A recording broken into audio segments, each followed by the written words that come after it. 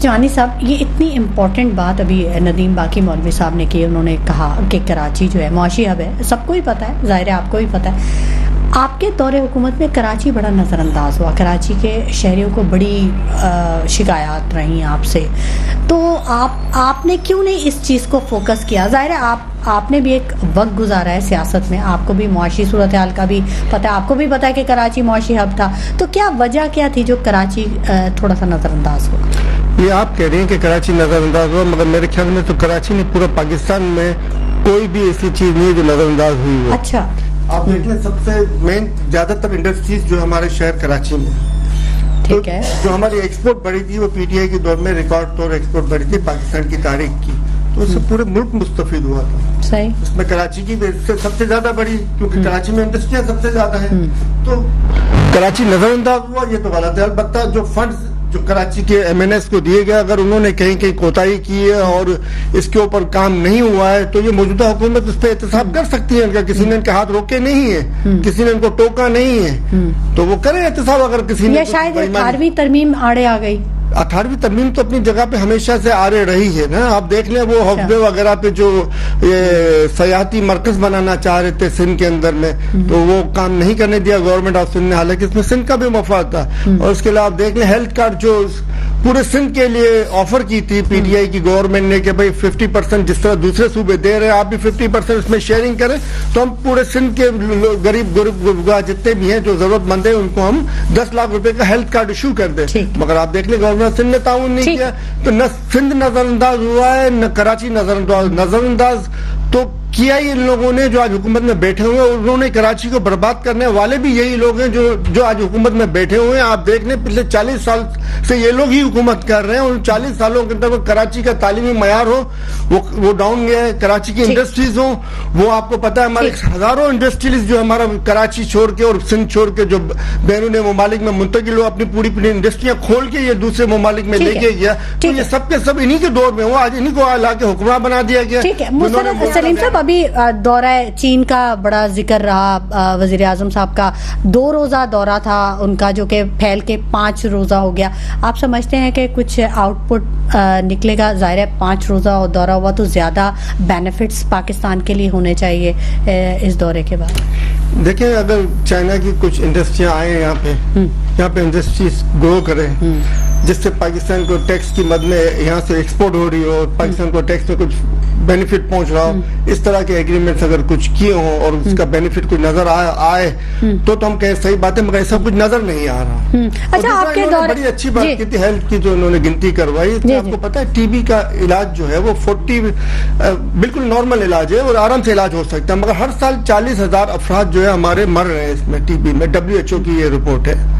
اب آپ بتائیں یہ سگریٹ کی بات کریں سر، سگریٹ تو بہت اب دور کی چیز ہو گئی ہے. آپ گٹکے ماوے آپ دیکھ لیں اور کینسر ہاسپٹل میں آپ جا کے دیکھیں گٹکے ماوے کے کتنے پیشنٹ ہیں جو بیچارے اور کتنے مر چکے ہیں اس میں اور کتنے برباد ہو رہے ہیں. نشے کی لعنت سے نہیں چھٹکارا پایا طرح کے نشے، شیشہ، سرکہ، پتہ نہیں کون سے نشے نکل کے آج کالجوں، یونیورسٹیوں، اسکولوں تک پہنچ گئے ہیں. یہ تو دن بہ دن معاشرے کو بد سے بدتر کرتے جا رہے ہیں. معاشرے کو جو ہے نا اس طرح کر رہے ہیں کہ ٹیلنٹڈ لوگ ملک چھوڑ کے باہر چلے جائیں اور جو ہمارے پاس یہاں پہ بچے وہ ہمارے غلاموں کی طرح ہمارے چلتے رہے، ادھر بیٹھ جاؤ، یہ کر لو، وہ کر لو، یوں کر لو، اور کچھ ٹولہ بنا کے ہم ان کو کھلاتے رہے اور ان کو لے کے نچاتے رہے. یہ والا سسٹم انہوں نے کریٹ کر دیا ہے. ملک کی کسی کو فکر نہیں ہے، ملک کیا تباہی کی طرف جا رہا ہے اس کی کسی کو ٹینشن نہیں ہے.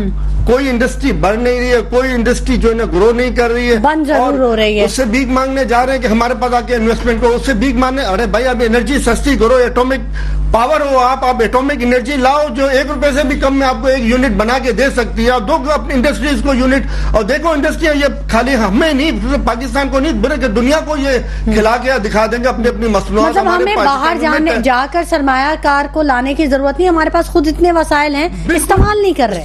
یہ کہنے کا مطلب ہمارے ذہانت کے خزانے، ایک تو مادیت کے خزانے تو چوری کر ہی رہے ہیں، ساتھ ساتھ یہ ایک کام اور کر رہے ہیں کہ ہمارے ذہانت کے خزانے بھی برباد کر رہے ہیں. برین ڈرین ہو گیا ہے. بالکل صحیح. ہمارے پاس صرف 2360 یونیورسٹیاں ہیں پورے پاکستان کے اندر. 22 کروڑ کا یہ ملک ہے جس کے اندر 2360 یونیورسٹیاں ہیں. تو بتائیں اس کی کیا حیثیت ہے؟ 2360 यूनिवर्सिटी की क्या हैसियत है? कोई हैसियत नहीं बनती है इसकी। हमारे जितने यहाँ पे यूनिवर्सिटी से ज्यादा लोग जो इस्तिताद रखते हैं थोड़े बहुत, वो अपने कोशिशों को करके अपने आप को बेच बाज के भी वो बेचारे बच्चों को बाहर भेजते कि जाएं वो बाहर जाके तालीम बनाए। अभी आपके सामने जो ये कौन से कंट्रीज का जहाँ का वाकया हुआ था, ये हमारे हजारों तालिबे जो है वहां से रिटर्न हुए हैं और वहाँ पे लाखों तालिबे पढ़ रहे थे। और ये तरह जो हमारे लाखों तालिबे, वो एक बिल्कुल अलग केस है। बिल्कुल सलीम साहब, लाखों तालिबे हमारे रशिया में जा रहे हैं, लाखों तालिबे हमारे किसी और मुमालिक में जा रहे हैं। यहाँ पे तालीम तक के लिए हमारे पास, इनके पास फंड नहीं है। इनको सिर्फ एक ही चीज सूझती है कि किस तरह से हम यहाँ से तनख्वाहदार तबके को निचोड़े, किस तरह यहाँ से हम कारोबारी तबके को। भाई अभी आप भी हिसाब दो अपना, जो जो टैक्स आपको मिलता है उसके रकम का आप भी हिसाब दें, कॉम्पिटिट करें कि कहाँ से कौन से खांचों बिचार रही है। बहुत लूट लिया आपने इस मुल्क को। टैक्स बढ़ाना, टैक्स और मजीद लेकर आना, ये मसाइल का हल नहीं है। मसाइल का हल ये नहीं है। मसाइल का हल ये है कि कौम को सस्ती है। देखे ना, तालीम, तवानाई और इंसाफ हर कौम की तरक्की के लिए ये जामिन होते हैं। ठीक है। कुरान शरीफ में भी आप दूसरे जहानों तक जा सकते हैं, मगर ताकत के साथ। ताकत के साथ यदि तवानाई होगी तो जाएंगे, तालीम होगी तो ये आप सर्च करके वो ताकत डेवलप करेंगे। इंसाफ को तो आपको इतनी बड़ी मिसाल हुजूर सल्लल्लाहु अलैहि वसल्लम ने दी हुई है हमें कि मेरी बेटी फातिमा भी अगर चोरी करे तो उसके भी हाथ काट दीजिए, वो खातून है जन्नत। और हम इन तीनों चीजों से महरूम हैं। इंसाफ बेस, हम इन तीनों चीजों से महरूम, ना हमारे पास तवानाई, ना हमारे पास इंसाफ, ना हमारे पास तालीम। अब आप पता, जब हम तीनों चीजों से कौम को महरूम रखा जाएगा और दावे किए जाएंगे हमने ये कर दिया, हमने वो कर दिया, तो कौम किस तरह आगे जाएगी? जब तक कौम को तालीम, तवानाई और इंसाफ मुहैया नहीं किया जाएगा, कौम से ये तवक्का न करे कि पाकिस्तान आगे जा सकता है। बाकी सब झूठ बोल रहे हैं। और एक शख्स जो चाहता है इस मैदान में कौम को आगे लेके आए, उसको उठा के जेल के अंदर बंद कर दिया गया ताकि वो कौम को इन तीनों शोबों में कौम को आगे न ले जा सके। और उसी ने इस तीनों शोबों के ऊपर काम किया, इसके अलावा किसी और ने इसके ऊपर काम भी नहीं किया। जाती हैसियत में भी उसका काम कौम के लिए मौजूद है। जाती हैसियत में आप देख लें, उसने तालीम के लिए और तवानाई के लिए डैम्स की तामीर इसने शुरू कराई जब गवर्नमेंट में आए। तालीम के लिए नमल यूनिवर्सिटी और अलकादिर यूनिवर्सिटी और दीगर खिदमत, हेल्थ के लिए शौकत खाना में, इंसाफ के लिए उन्होंने कोशिश की, अभी भी कोशिश कर रहे हैं कि नेब का इदारा खत्म ना हो। वो कह रहे हैं आपके ऊपर केस बने, बोलते मेरे ऊपर भी भले बने केस, भले मेरे को भी ख्वार होना पड़े, मगर ये इदारा रहना चाहिए ताकि लोग डरे कि हमें एहतसाब भी करना है, हमें जवाब भी देना है। मगर आप देख लें, तीनों चीजों से महरूम है। और ताकतवर वाल के याद रखें कि इनको मरना है, अल्लाह को जवाब देना है। इस मुल्क के अंदर ये तीनों चीजें लाने की कोशिश नहीं करेंगे, नहीं लाएंगे तो इनके जो आज जो बड़ी बड़ी गाड़ियों में दंदनाते हुए फिर रहे हैं और लोगों को उठा के ले जा रहे हैं, तो कल याद रखना वो फरिश्ते भी आपको यूं उंगलियों से उठा के फेंक रहे होंगे।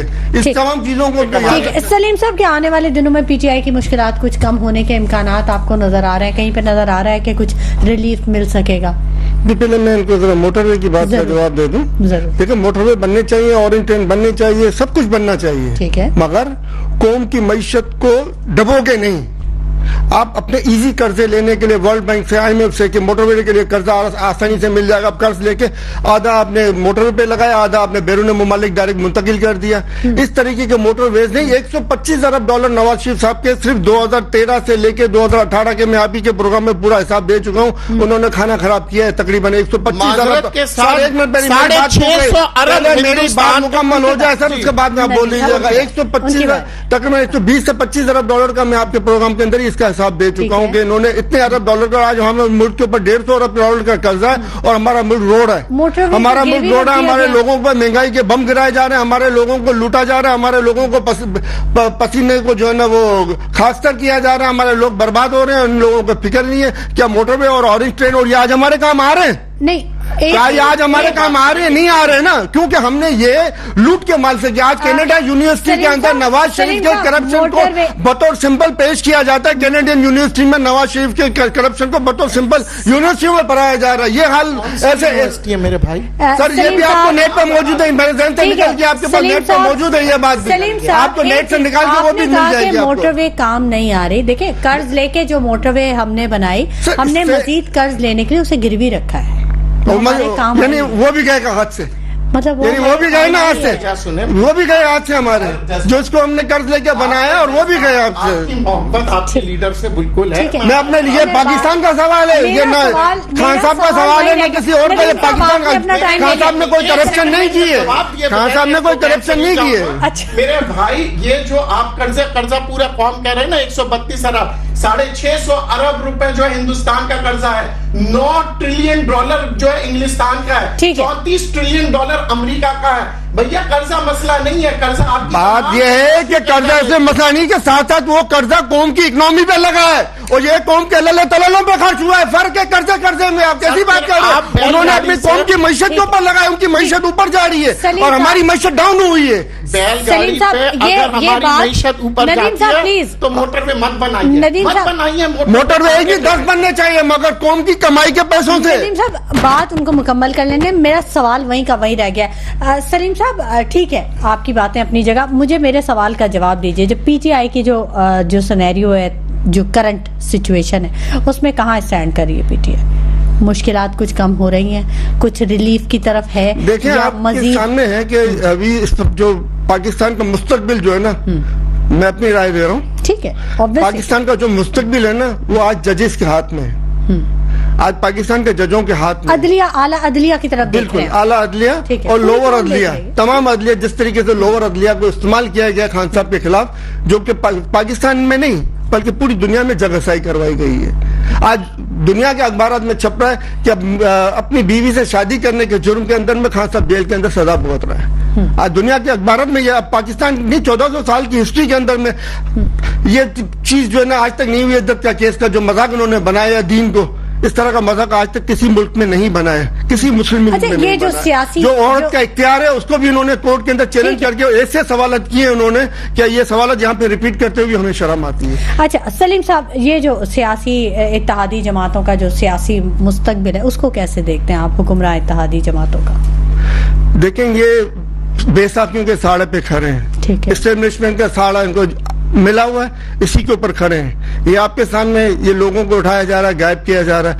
ये जब तक सिंध, बलूचिस्तान और खैबर पख्तूनख्वा में हो रहा था तब तक पंजाब के लोग समझते थे कि ये चीज हमें ये गलत बयानी है कि ये ताकतवर हल्के करवा रहे हैं। मगर जब पंजाब में भी ये चीजें शुरू हुई तो आज पूरा पाकिस्तान एक आवाज हो गया है कि ये गलत हो रहा है। अब ये गलत तरीके बंद होने चाहिए और मुल्क को आगे की तरफ ले जाने के लिए हक व अदल का जो इंसाफ, जो दीन का पैमाना है, जो हम कहते हैं दीन इस्लाम की बुनियाद है, उसको मुल्क में लाना पड़ेगा।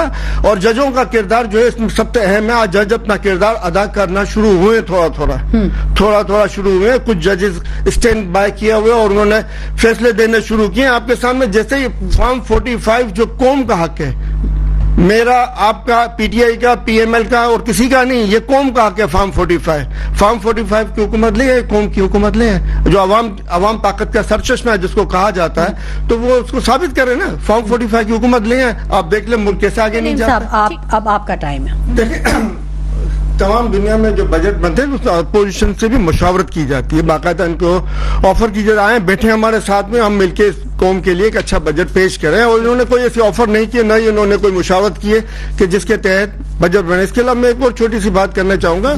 हुकूमतों की कमाई के 2 जराए होते हैं। एक जरिया तो ये है कि वो टैक्सों पे टैक्स मारते हैं लोगों के ऊपर, और जो है वो उससे इनकम हासिल करें, तो और कौम लोगों की मईशत का पैरागरक करते हैं। दूसरा तरीका ये होता है कि वो लोगों की मईशत को ग्रो करें, लोगों को मईशत को करें, इनकी इनकम को बढ़ाएं। जब उनकी इनकम बढ़ेगी तो इनकम टैक्स की मद में ऑटोमेटिक हुकूमत के पास पैसा आएगा। तो हमारे यहाँ पे मसला यही है कि वो कौम की मईशत को बेहतर करने के लिए नहीं, बल्कि कौम की मईशत को दबाने के लिए टैक्सेस लगानी पॉलिसी। जब तक इस पॉलिसी को तब्दील नहीं किया जाएगा मुल्क आगे नहीं जा सकता। और तालीम, तवानाई और इंसाफ, आपको पता है दीन के बुनियाद और असासों में से, उसको होना चाहिए। उस पर अमल दरामद किए बगैर हम कहें कि हम मुसलमान है तो ये भी हमारे शर्म की बात है। आवाम ये कहती है कि हम टैक्स क्यों दें, हमें क्या डिलीवर, मैं भी यही कर रहा हूँ ना। अभी हमारा एक गरीब से गरीब मजदूर की भी अगर आप अकाउंटेबिलिटी करेंगी ना, तो भी सालाना वो 15 से 20 हजार का टैक्स किसी न किसी मद में दे रहा होगा। बिजली के मद में, गैस की मद में, तेल की मद में, माचिस की डिब्बिया की मद में, हर मद के अंदर वो टैक्स उस गरीब को मिल क्या रहा है। आपको हमको क्या मिल रहा है? आप कितना टैक्स दे रहे होंगे, ये कितना टैक्स दे रहे होंगे, हम कितना दे रहे होंगे, दूसरे कितना, रिटर्न हमारे पास क्या आता है? कुछ नहीं। तो मैं वही पॉलिसी है कि इनको टैक्स के कौम को दबाओ और माल को लूटो और बैरून मुल्क ले जाओ। ये नहीं है कि भाई कौम के ऊपर पैसे हम इस तरीके से लगाएं कि कौम की मईशत बेहतर हो, उनका कारोबार बेहतर हो, इनकी जो इनकम बढ़े हम उनसे इनकम टैक्स ले।